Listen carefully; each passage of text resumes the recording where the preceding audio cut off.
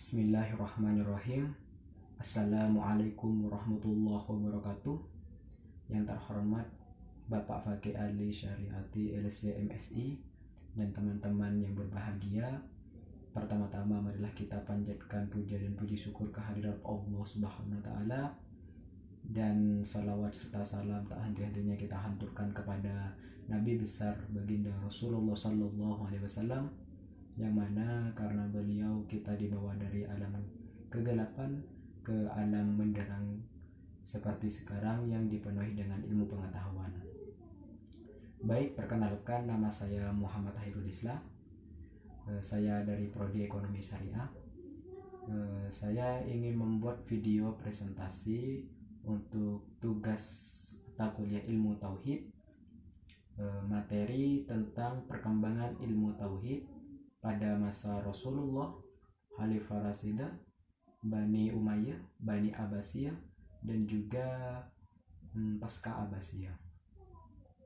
Baik, untuk yang pertama, perkembangan ilmu tauhid pada masa Rasulullah.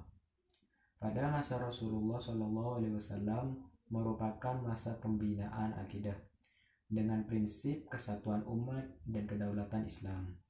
Rasulullah mengajak kaum muslimin untuk mentaati Allah Subhanahu wa taala dan Rasulnya, sehingga tidak terjadi perpecahan. Untuk tauhid sendiri belum ada perdebatan maupun perbedaan pendapat tentang dalil-dalil yang berkepanjangan, karena semua permasalahan dikembalikan lagi kepada Rasulullah Shallallahu Alaihi Wasallam sebagai penengah agar terhindar dari pertengkaran. Baik, untuk yang kedua yaitu perkembangan ilmu tauhid pada masa Khalifah Rasidah. Setelah Rasulullah Shallallahu Alaihi Wasallam wafat, ilmu tauhid masih tetap seperti masa Rasulullah Shallallahu Alaihi Wasallam, karena kaum muslimin tidak sempat membahas dasar-dasar Islam, dasar-dasar Islam akidah, sebab waktu mereka tersita untuk menghadapi musuh. Tidak terjadi perbedaan dalam bidang akidah. Mereka membaca dan memahamkan Al-Quran tanpa mencari takwil dan ayat yang mereka baca. Pada masa Khalifah ketiga, yaitu Utsman bin Affan, kekacauan politik mulai timbul. Dan karena kekacauan tersebut, Utsman bin Affan terbunuh. Umat Islam mulai terpecah belah menjadi beberapa partai dan golongan, dan terbukalah pintu takwil bagi nas Al-Quran dan hadis, sehingga pembahasan akidah mulai subur dan berkembang. Baik, untuk yang ketiga yaitu perkembangan ilmu tauhid di masa Bani Umayyah.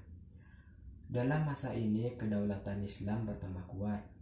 Kaum muslimin mulai mengembangkan pengetahuan tentang ajaran Islam. Masa inilah mulai timbul keinginan bebas berpikir dan berbicara, sehingga muncullah sekelompok umat Islam yang membicarakan masalah qadar, yang menetapkan bahwa manusia bebas berbuat tidak ditentukan Tuhan, dan sekelompok lain berpendapat sebaliknya, manusia ditentukan oleh Tuhan, tidak bebas berbuat.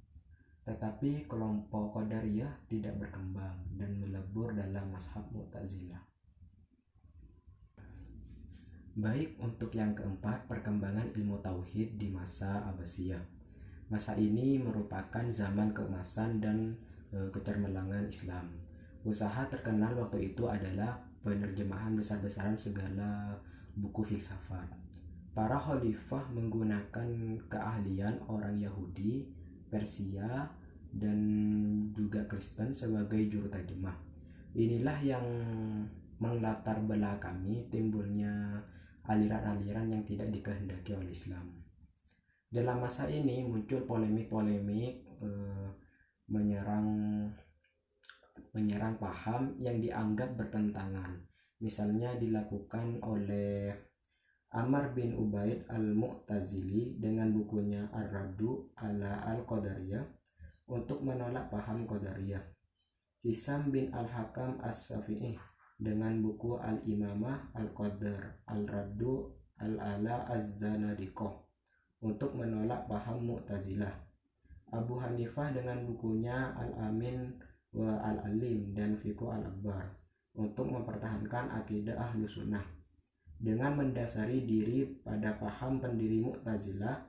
Wasil bin Atha, golongan Mu'tazilah, mengembangkan pemahamannya dengan kecerdasan berpikir dan memberi argumen sehingga pada masa Khalifah Al-Ma'mun, Al-Mu'tasim, dan Al-Wasik paham mereka menjadi mazhab negara.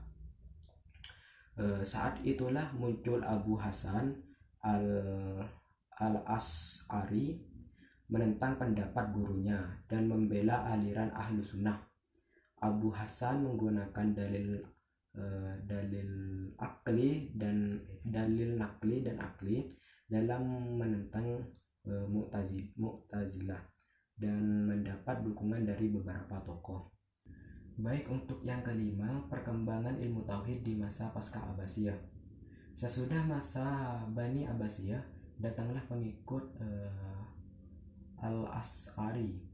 Mazhab Al-Asy'ari berkembang pesat ke setara pelosok hingga tidak ada lagi mazhab yang menyalahinya selain mazhab yang bertahan dalam mazhab salaf. Ibnu Taimiyah membela mazhab salaf dan membantah pendirian golongan Al-Asy'ari dan lain-lain. Maka pada saat itu masyarakat Islam menjadi dua golongan, pro dan kontra. Jalan yang ditempuh Ibnu Taimiyah diwariskan oleh muridnya, maka sudah berlalu masa ini. Kemudian muncul gerakan ilmiah, ialah gerakan Al-Imam Muhammad dan gurunya, karena usaha beliaulah yang telah membangun kembali ilmu-ilmu agama. Anggota gerakan ini dinamakan Salafiyin. Baik, sekian dari saya.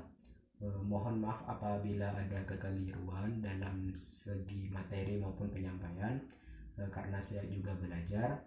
Jadi saya mohon untuk Bapak dosen dan juga teman-teman untuk saran dan tanggapannya. Dan sekali lagi saya mohon maaf apabila ada ketidaksopanan ataupun ketidaksempurnaan dalam video ini. Wabillahi taufiq wal hidayah. Wassalamualaikum warahmatullahi wabarakatuh.